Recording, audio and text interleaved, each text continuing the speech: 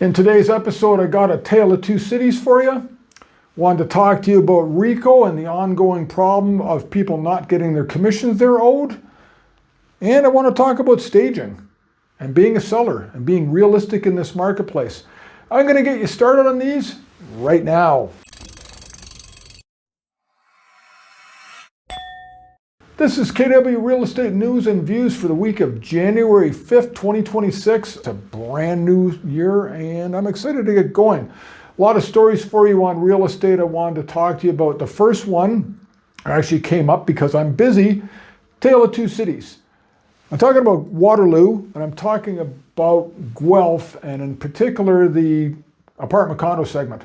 Now, I've got a buyer I recently picked up at a phone conversation just the other day.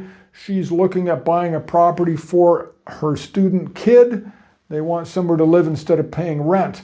I mean, for Waterloo, this is fantastic. She's got a huge choice of selection. Prices have come down substantially, as I said in my last market update, and she's got opportunity galore. Anyways, tomorrow we're going to go look at a bunch of properties. We'll see what happens, where the chips may lay, as the saying goes. Now, in the same day, a friend of mine called. He's looking for the exact same setup for his kid, but in Guelph. And Guelph is a completely different animal. Their prices have not come down the way ours have in Waterloo. In fact, Guelph apartment style condos, they're sitting in the mid fours, whereas the December numbers for apartment style condos in Waterloo region came in at $369,000. So we're talking at least $75,000 higher in Guelph. The biggest tell in all this is when you drive through the city, you've got this skyline in Kitchener-Waterloo of huge towers. In Guelph there's a bit, but nothing even close to Kitchener-Waterloo. And if you talk about the Waterloo student market, they built more beds per capita than any municipality in the entire country. So yes, we don't have the students coming anymore.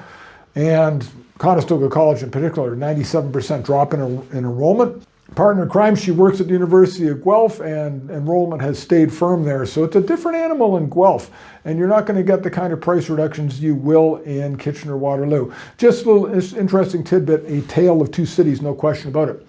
Next thing I wanted to talk to you about was RECO. Doug Ford had said, I'm going to make sure every agent gets paid their commission they're owed. Well, that hasn't happened yet. The insurer is only on the hook for 50% of those commissions. They've been talking about getting this stuff out to the people owed. Thank God I didn't work for any of those brokerages that got caught up in this. I'm happy where I am, plain and simple. Anyways, there's a lot of money still owed. People are very, very unhappy. Let's hope the new guy running RECO straightens that all out. And I really hope the OPP charges these guys criminally who took off with $10 million. I mean, this is absurd that nothing happened to them, at least so far. Last thing I want to talk to you about today is being realistic if you're a seller in this marketplace. I've come across plenty of sellers over the years who think it's 2022 still. That's unfortunately a big mistake. I had a client a few years back. Their property sold for $600,000. That's what they paid for it as well. I looked literally a week and a half ago. I saw the exact same property go. It's over in Laurentian Hills, $470,000. So the market's gone downhill, especially in the condo segment, and you have to be realistic. If you're pricing your property $100,000, $200,000 too high, nobody's going to come. We've got double the amount of inventory that we did before, and we're at 18% lower than the 10-year average on our sales volume. So if you're a seller, you've got to be cognizant of what's going on in our marketplace, and you have to be realistic about price. I'm a data guy. I can get all the data you need. The numbers do not lie. Now, having said that, I don't want to be all doom and gloom. You can sell a property and get top bucks, and the way you do it is by spending the time you need to make your property look as primo as it possibly can. One of the ways you do that is staging. I'd reached way over at the other end of the table. I got a bottle of wine from my stager. She did a phenomenal job. I mean, knocked it out of the park. The photographer I used, the videographer I used, phenomenal. Every single thing, they left no stone unturned. Everything looked perfect.